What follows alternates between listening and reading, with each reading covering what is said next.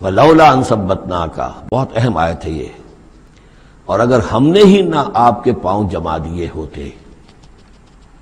دیکھیے محمد رسول اللہ کی بات ہو رہی ہے، آسان نہیں ہے، دباؤ، اس پورے پریشرز جو چاروں طرف سے پڑ رہے تھے۔ اللہ فرماتے ہیں وَلَوْلَا أَن ثَبَّتْنَاكَ، اگر ہم نے آپ کے قدم نہ جما دیے ہوتے، لَقَدْ كِدتَّ تَرْكَنُ إِلَيْهِمْ شَيْئًا قَلِيلًا، تو عین ممکن تھا کہ آپ کچھ نہ کچھ ان کی طرف مائل ہو ہی جاتے، جھک ہی جاتے، دباؤ اتنا شدید تھا۔ لولا ان ثبتناک، بالکل ویسے ہی جیسے کہ حضرت یوسف کے بارے میں فرمایا وَلَقَدْ هَمَّتْ بِهِ وَهَمَّ بِهَا لَوْلَا أَن رَأَىٰ بُرْهَانَ رَبِّهِ، اس عزیز کی بیوی نے تو قصد کیا ہی تھا، یوسف بھی کرتا اگر اللہ کی ایک برہان نہ دیکھ لیتا، اس کا امکان موجود تھا کہ بربنائے تب بشری، وہی معاملہ یہاں